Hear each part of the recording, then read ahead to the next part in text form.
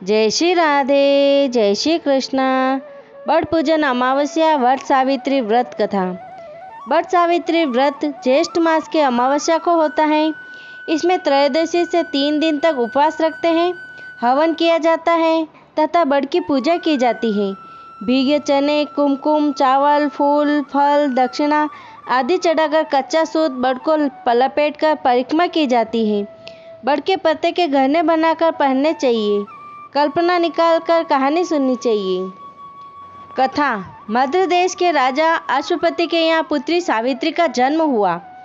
सावित्री ने सत्यवान की कीर्ति सुनकर मन से उसे अपना पति मान लिया था। राजा ने भी हाँ भर दी।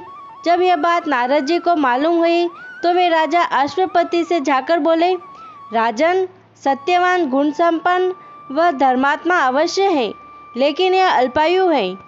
केवल 1 वर्ष बाद ही उसकी मृत्यु हो जाएगी। नारद जी की बात सुन राजा अश्वपति उदास हो गया। विचार करके सारी बात अपनी पुत्री सावित्री को कह सुनाई, पर सावित्री मानी नहीं। विवाह करवाना ही पड़ा। सावित्री ने नारद जी से सत्यवान की मृत्यु का समय मालूम कर लिया। सावित्री के सास ससुर नेत्रहीन थे। सावित्री ने ससुराल पहुँचते ही सास ससुर की सेवा करना शुरू कर दिया। उसने जब जाना कि पति की मृत्यु का समय नज़दीक है, तब सावित्री ने 3 दिन पूर्व से ही उपवास शुरू कर दिया। मृत्यु के दिन नित्य की भांति सत्यवान लकड़ी काटने जाने लगा। तब सावित्री भी सास ससुर की आज्ञा से सत्यवान के साथ चली गई। सावित्री जंगल में जाकर लकड़ी काटने लगी और सत्यवान एक पेड़ की छांव में सो गया। वहाँ सांप ने सत्यवान को काट लिया। सावित्री पति को गोद में लेकर रोने लगी। इतने में उधर से शंकर जी व पार्वती जी निकले। सावित्री ने उनके पैर पकड़कर कहा कि आप मेरे पति को जीवित कर दो। तब उन्होंने कहा, आज वट पूजा की अमावस्या है, तू बड़ की पूजा कर, तेरा पति जीवित हो जाएगा। बड़ के पत्तों के गहने बनाकर पहन, वो हीरे मोती के हो जाएंगे।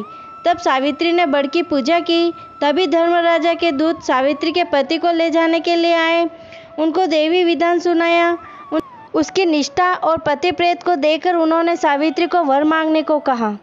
सावित्री बोली, मेरे सास ससुर वनवासी व अंधे हैं, उन्हें आप ज्योति प्रदान करें। यमराज ने तथास्तु कहा और सावित्री से लौट जाने को कहा। यमराज की बात सुनकर सावित्री ने कहा, महाराज, जहाँ पति वही पत्नी, कहते हुए पीछे पीछे चल दी। यह देखकर यमराज ने उसे और वर मांगने को कहा। सावित्री बोली, मेरे ससुर का राज्य छीन गया है, वह उन्हें पुनः प्राप्त हो। यमराज ने यह वर भी देकर सावित्री को लौट जाने को कहा, परंतु सावित्री ने पीछा नहीं छोड़ा।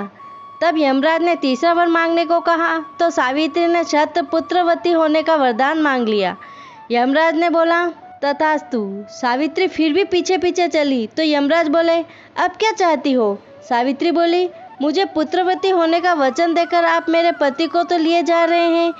तब यमराज को अपनी भूल ज्ञात हुई तथा वचन रखने के लिए सत्यवान को प्राण वापस कर दिए।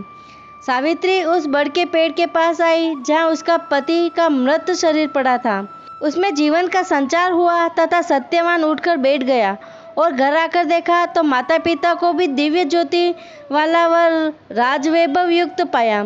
उसके बाद सत्यवान सावित्री ने 100 पुत्रों के साथ चिरकाल तक अखंड सौभाग्य व राज्य सुख को प्राप्त किया। जिस तरह सावित्री को पुत्र सुख व अखंड सौभाग्य दिया, भगवान वैसा सभी को दे। जय श्री राधे, जय श्री कृष्ण।